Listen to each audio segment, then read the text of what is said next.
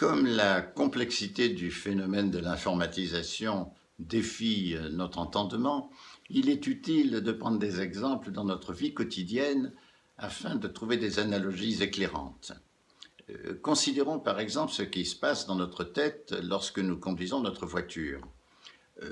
Notre rétine reçoit l'image de la totalité du paysage qui entoure ce véhicule, mais notre perception ne retient dans ce que reçoit la rétine que les éléments qui sont utiles à la conduite. Nous ne voyons en réalité que la route, la bordure de la voie, les autres véhicules, les panneaux de signalisation, les obstacles, etc. Et nous ne voyons pas les détails de l'architecture ou du paysage, la physionomie des passants, etc.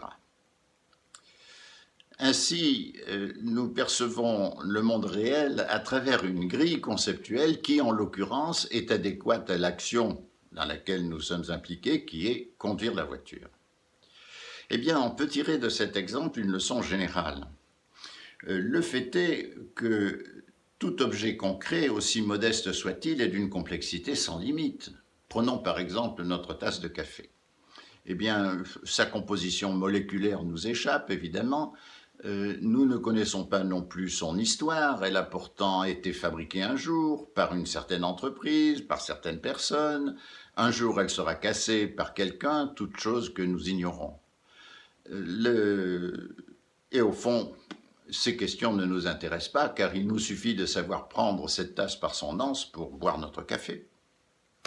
Ainsi, tout objet réel est représenté dans notre cerveau par une image qui n'en retient que quelques attributs. Nous le percevons à travers une grille conceptuelle qui sélectionne les seuls concepts qui sont pertinents pour la relation que nous avons avec lui. Ainsi, à chacune de nos actions, à chacune de nos occupations, correspond une grille conceptuelle dont il faut souhaiter qu'elle soit pertinente. Nous n'avons pas la même lorsque nous conduisons notre voiture, lorsque nous nous promenons, lorsque nous faisons la cuisine, lorsque nous lisons un livre, etc. Chaque situation nous impose ainsi des exigences particulières dont résultent les concepts qui délimitent notre perception. Eh bien, cette même expérience individuelle se retrouve dans les entreprises. L'image qu'elles se font de leurs clients, de leurs produits, des entités de leur organisation, de leurs techniques, de leurs agents, etc., est soumise à la même exigence de pertinence, c'est-à-dire d'adéquation aux exigences de l'action. L'entreprise notera ceux des attributs d'un client qui sont nécessaires à sa relation avec lui, et elle négligera les autres. Seul un policier note la couleur des œufs de ses clients, et personne ne note le nombre des cheveux de ce client, qui existe cependant ce nombre, mais qui varie à chaque instant et dont la connaissance n'est pas utile à la relation que l'on a avec lui. Ceux que l'entreprise charge de définir sa grille conceptuelle, ou comme on dit son référentiel, se trouvent confrontés à la complexité du monde et à la diversité sans limite des attributs de chaque objet concret. Ils ne peuvent aboutir que s'ils partent de la question « que voulons-nous faire ?», qui seule permet de sélectionner les concepts pertinents puisqu'elle réfère à l'action qu'il s'agit de conduire. D'une situation à l'autre, la grille conceptuelle change, avons-nous dit, mais il arrive que l'on reste englué dans la grille conceptuelle précédente et qu'on ait du mal à s'en dépêtrer. Quelqu'un qui est préoccupé par un souci qui le taraude a du mal à se mêler à la conversation en cours. Lorsqu'on conduit la voiture sur une autoroute, il faut quelques instants pour que l'on s'adapte lorsqu'on sort de l'autoroute et qu'on entre dans une route de montagne sinueuse où la conduite n'est pas la même.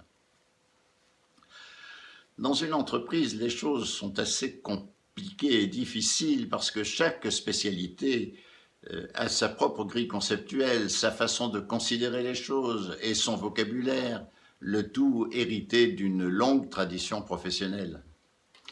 et aussi maintenu par la sociologie d'une corporation. Les ingénieurs, les commerciaux, les techniciens, les ouvriers, les dirigeants vivent ainsi dans des mondes conceptuels différents, utilisent des grilles différentes. Chaque métier, chaque direction vit dans un univers sémantique qui lui est particulier. L'entreprise risque donc d'être le théâtre d'une abondance de malentendus. Le vocabulaire des directions étant différent, le client recevra des dénominations également différentes. On le nommera client, bénéficiaire, usager, utilisateur, consommateur, assuré, passager, le tout selon ce que fait l'entreprise avec lui. Et en outre, à chacune de ces dénominations correspondent des connotations spécifiques qui fait qu'elles ne sont pas véritablement des synonymes. Le pire danger réside cependant dans les homonymes. Lorsqu'on utilise le même mot pour dire des choses différentes. Le malentendu devient terrible lors des réunions où l'on ne sait finalement plus de quoi l'on parle et cela complique terriblement la prise de décision, cela altère sa qualité. Il faut, lorsque nous changeons d'occupation, savoir passer d'une grille conceptuelle à l'autre et nous avons dit que c'était parfois difficile, que l'on risquait de rester englué. Mais il y a autre chose de plus grave encore. L'entreprise propose à chacun de ses agents une grille conceptuelle qui obéit au formalisme des procédures professionnelles et de l'organisation hiérarchique. Certains s'enferment dans ce petit monde et ce dont la grille conceptuelle fait abstraction se trouve dans la tâche aveugle de leur perception. Ils ne le voient pas. Or, cela existe néanmoins. Et c'est cela qui provoque des pannes, des incidents, des événements imprévisibles qui surprennent l'entreprise et prennent ses forces de décision en défaut. D'autres personnes savent, tout en vivant nécessairement dans le petit monde de l'entreprise, garder la conscience du fait qu'un grand monde entoure ce petit monde et manifeste envers ce grand monde une vigilance périscopique. C'est notamment le cas des entrepreneurs authentiques qui sont attentifs à l'évolution des techniques, à l'évolution de la concurrence, à l'évolution des besoins des clients, etc. L'entrepreneur vit ainsi dans un grand monde et il en est de même du personnage que j'appelle l'animateur, cet homme qui, dans l'entreprise, fait en sorte que les choses se passent bien et qui sait régler les incidents dans la foulée.